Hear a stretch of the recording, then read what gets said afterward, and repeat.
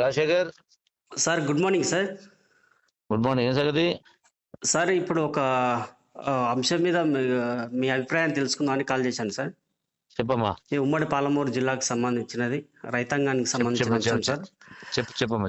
Sir, గతంలో మీరు ఉమ్మడి ఆంధ్రప్రదేశ్లో కాంగ్రెస్ ప్రభుత్వంలో మంత్రిగా కొనసాగారు. తర్వాత తెలంగాణ ఉద్యమంలో మీరు ముందు నడిచారు. ఆ తర్వాత ఏర్పడిన ప్రభుత్వంలో కూడా మీరు పాలమూరు రంగారెడ్డి ప్రాజెక్టు పైన గత ప్రభుత్వంలో, బీఆర్ఎస్ ప్రభుత్వంలో, నేటి ప్రజాప్రభుత్వంలో కూడా పాలమూరు రంగారెడ్డి ప్రాజెక్టు పైన మీరు శ్రద్ధ తీసుకున్నారు. సో ఈ అంశం పైనే ఇప్పుడు డిండి నుంచి నల్గొండకు సాగునీరు తీసుకుపోవాలని మీడియా కథనాలు వస్తున్నాయి. ప్రభుత్వం ఆలోచనలో ఉంది అని మీడియాలో వార్తలు వస్తున్నాయి సార్. దీనిపైన మీరు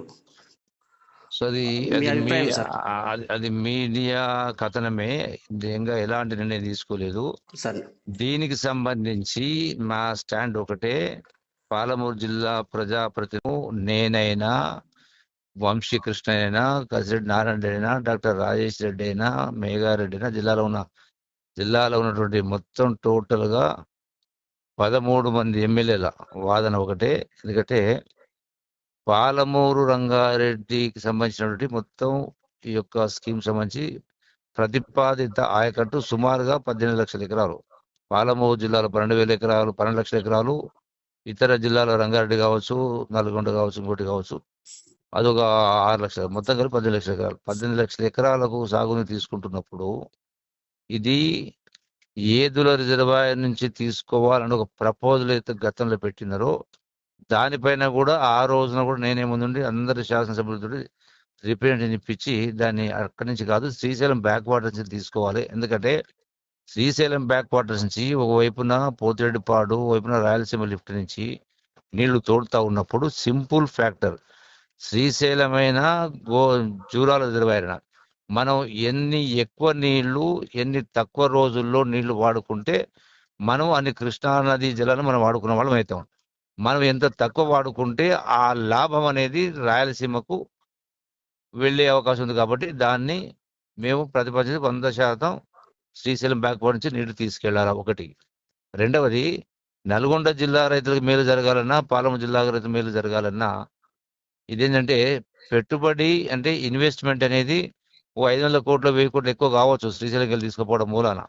కానీ వచ్చేటువంటి దశాబ్దాలు అంటే 30 ఏళ్ళ, 50 ఏళ్ళ, 100 సంవత్సరాల్లో 2 జిల్లాల మధ్యలో రైతుల మధ్యలో నీళ్లు తక్కువైనప్పుడు ముందుకు వెళ్ళే సమస్య పరిస్థితి ఉండదు. కాబట్టి ఇబ్బంది అవుతుంది, నల్గొండ జిల్లా రైతాంగానికి నష్టం జరుగుతుంది. కాబట్టి కాస్ట్ కొంత ఎక్కువైనా దాన్ని శ్రీశైలంకి వెళ్ళి తీసుకుపోవడమే ఉత్తమం. ఎందుకంటే మనం ఎంత ఎక్కువ ఇప్పటికే జూరాలకు సంబంధించి కూడా జూరాల ఆయకట్టు 1,00,000 ఎకరాలు, నెట్టెంపాడు ఆయకట్టు 2 ఎకరాలు, అట్లాగే భీమా ప్రాజెక్టు 2 లక్షల ఎకరాలు, 5 లక్షల ఎకరాలు నీళ్లు తీసుకుంటా ఉంటే అక్కడ మనకు ఉన్నది 10 టీఎంసీ ఉంది. దాంట్లో యాక్చువల్గా తీసేస్తే మనకు నికరంగా వాడుకునేది 6-7 టీఎంసీలే.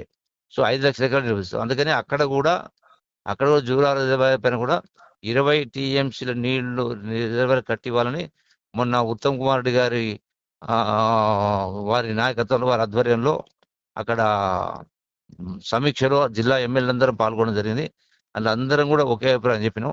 ఇప్పుడు కూడా ఈ విషయంలో కూడా అందరి అభిప్రాయం ఒకటే. కాబట్టి మనం ఇటు అట్లా ఆల్రెడీ ఇప్పుడు కల్వకుర్తి లిఫ్ట్కి సంబంధించి కూడా మొదట ప్రతిపాదించినటువంటిది కేవలం 50,000 ఎకరాలు, తర్వాత 2,50,000 ఎకరాలు అయింది.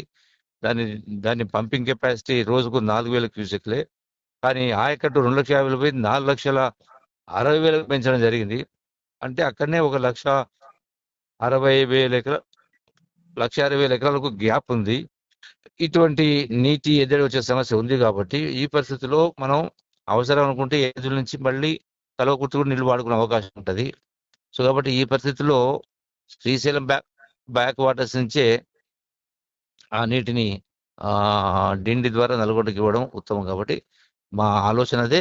గౌరవ ముఖ్యమంత్రి గారి దృష్టికి, గౌరవ సంబంధిత ఇరిగేషన్ శాఖ మంత్రులు ఉత్తమ్ కుమార్ రెడ్డి గారి దృష్టికి తీసుకెళ్లే కార్యక్రమం చేస్తాం. మళ్ళీ ఒకసారి కూడా అందరి శాసనసభ్యులు కూడా మేము అదే పని మీద ఉన్నాం.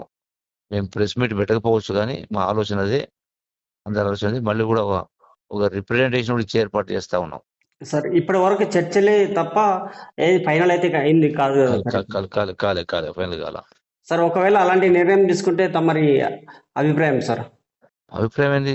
ప్రజల కోసం ప్రభుత్వం పైన మా ప్రభుత్వం కాబట్టి ముఖ్యమంత్రి గారి దృష్టికి, అట్లాగే ఉత్తమ్ కుమార్ రెడ్డి గారి దృష్టికి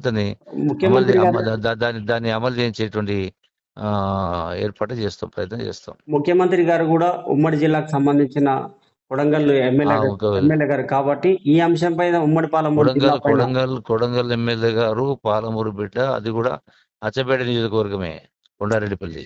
అవును సార్. సో ఇందులో భాగం వస్తుంది కాబట్టి పాలమూరు కూడా అచ్చపేటకు వచ్చేది కాబట్టి. సో అందరి ఆలోచన రైతులకు మేలు జరగాలని ఆలోచిస్తారు తప్ప అది 2 జిల్లాల రైతులకు మేలు జరుగుతుంది. మా ఆలోచన అదే. ఓకే సార్, ఆ ప్రయత్నమే చేస్తాం. Okay, thank you sir.